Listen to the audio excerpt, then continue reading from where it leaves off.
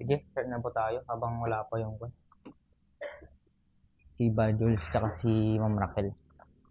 Bago tayo mag-start, meron po akong i-kukan lang, i-share sa inyo na Bible verse, konting lang, pahapyaw lang. Kasi lahat ng mga ginagawa po natin, kahit paano, naka-base tayo sa Bible. Naka-base po tayo sa prinsipyo ng Panginoon. Sabi dito sa Matthew chapter 25, Matthew chapter 25, verse, yan, sakto, yan na si Ma'am. And verse 15.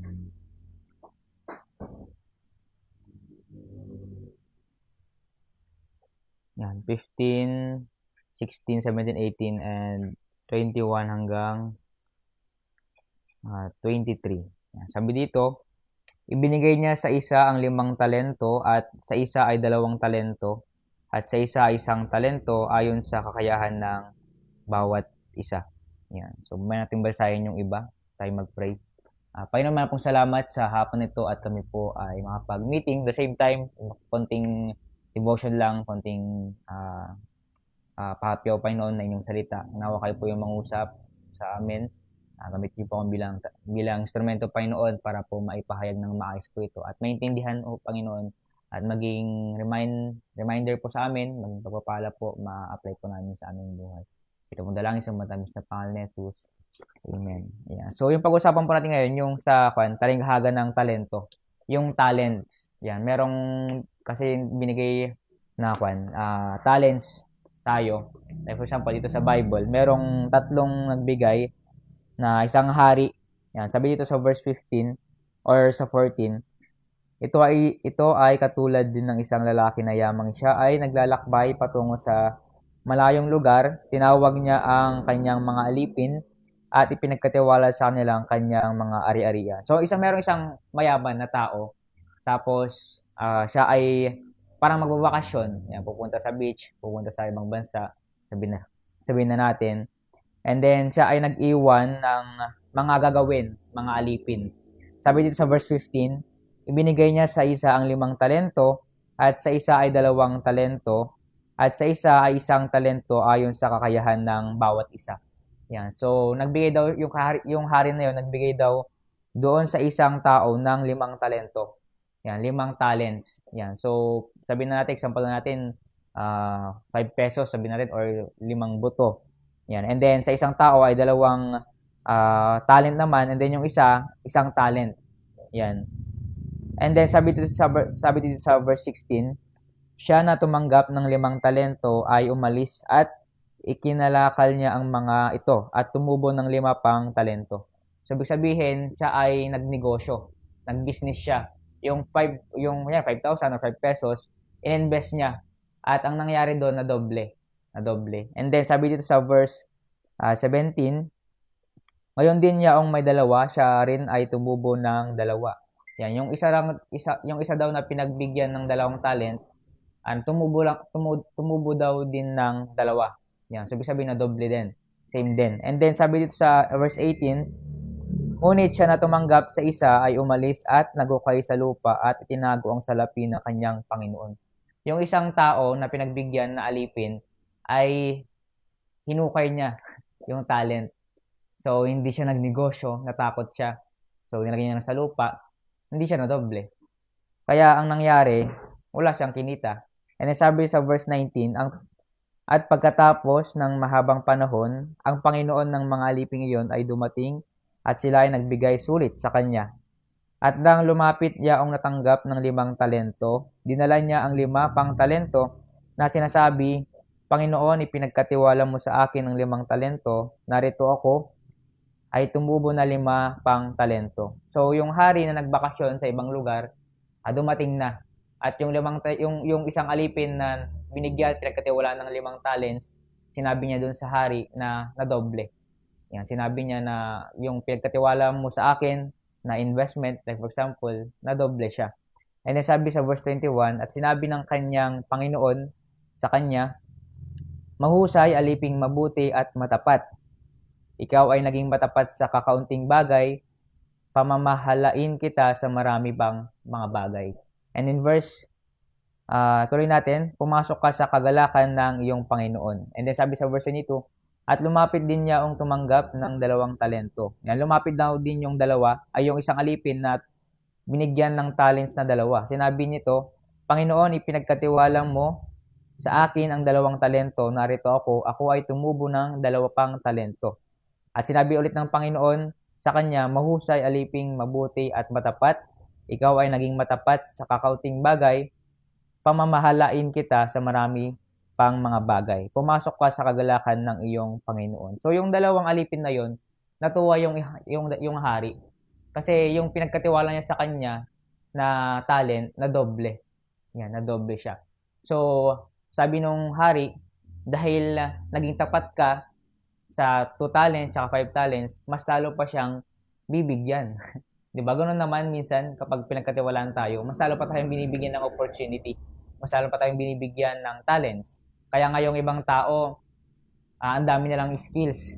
Marunong na sila kumanta, marunong pa silang mag-drawing, marunong pa silang tawag ito, sa instrument, ganyan.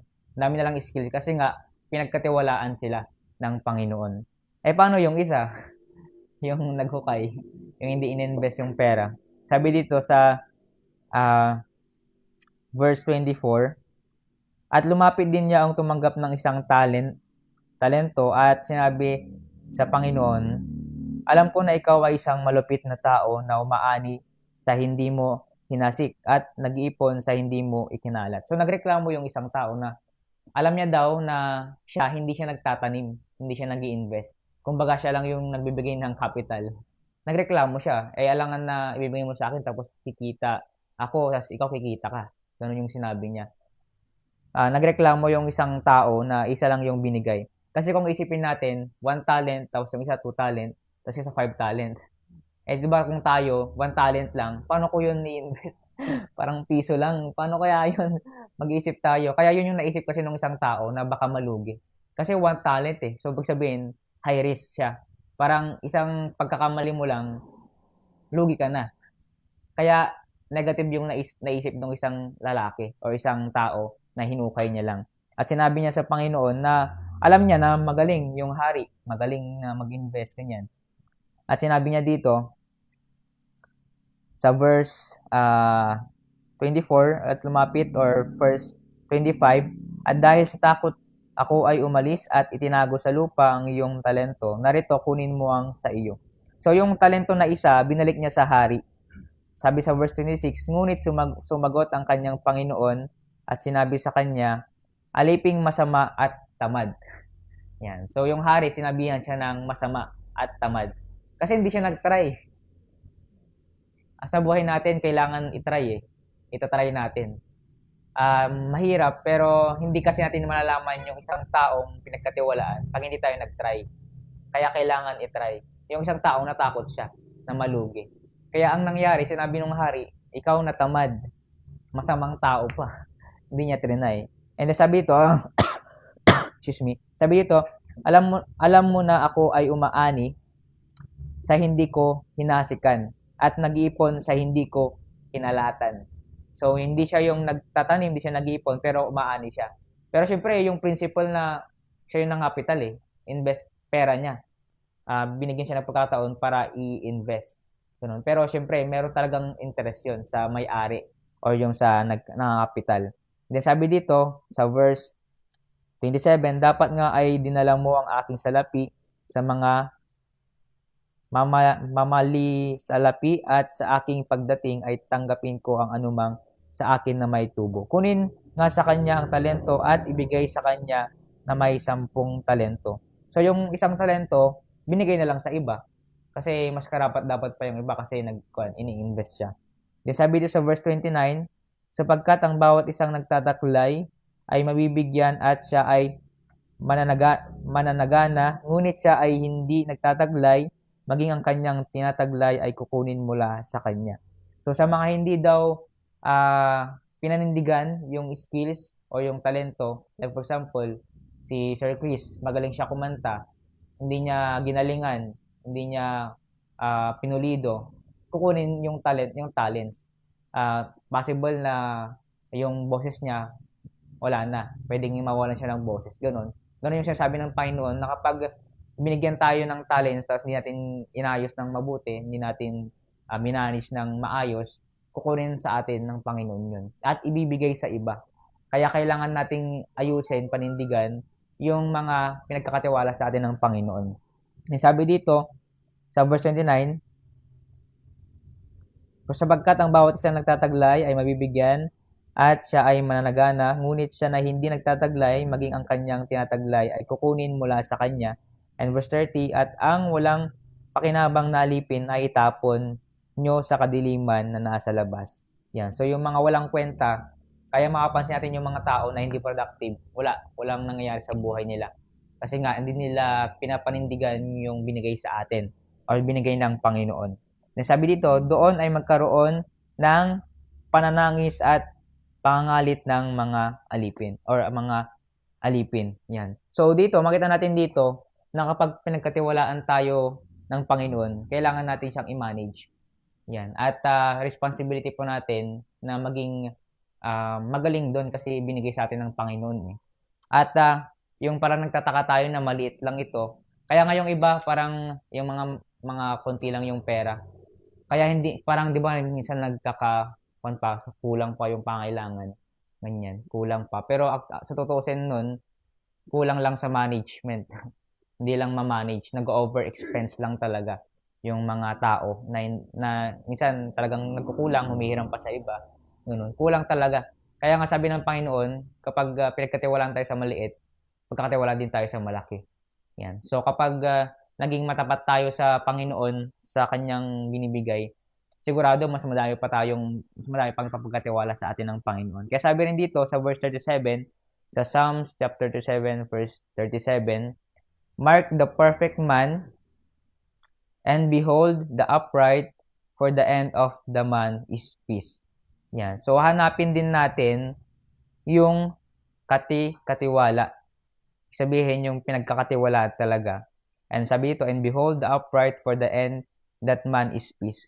So yung pinagkatiwalaan natin, dapat katiwala. And then the same time, kasi may peace na tayo dun eh, may kapayapaan tayo. Pero pag yung parang ang kutob natin is parang iba yung pakiramdam ko. Ibig sabihin, hindi siya katiwala talaga. Yan. So, yun, makita natin doon yung pagiging tiwala. Kaya nga mahirap magtiwala sa isang tao kapag yung iba hindi siya pinagkatiwalaan, hindi niya ginawa yung best niya, wala na, hindi siya makakaulit. Ganun. Kaya nga yung iba masira na yung or mahirapan na siya, wag lang masira yung pangalan o yung credibility.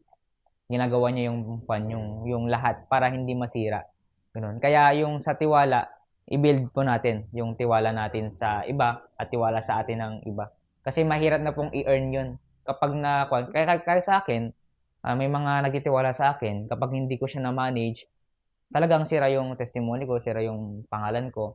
Hindi na rin ako makakaulit sa iba. Hindi na ako makaharap ng maayos, especially sa Panginoon. Kaya praying na mas ma-manage ng mabuti. Kaya ngayon, may mga meeting tayo para mas lalong maayos.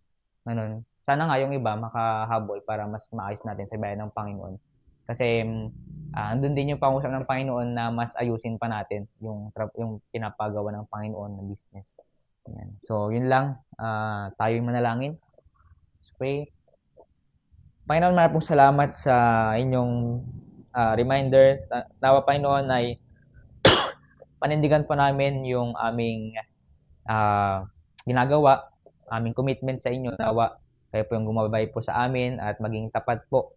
At nawa ay mabuti po kaming katiwala. Nawa ay tulungan niyo po kami na magawa yung isang bagay na medyo mahirap pero kakayanin. Kayo po yung mauna pa sa aming meeting. Nawa ay tulungan niyo po ako Panginoon sa pag-lead.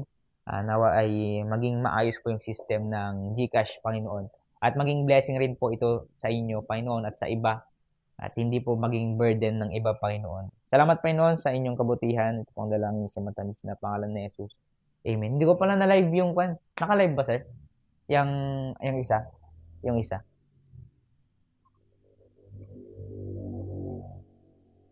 Hindi.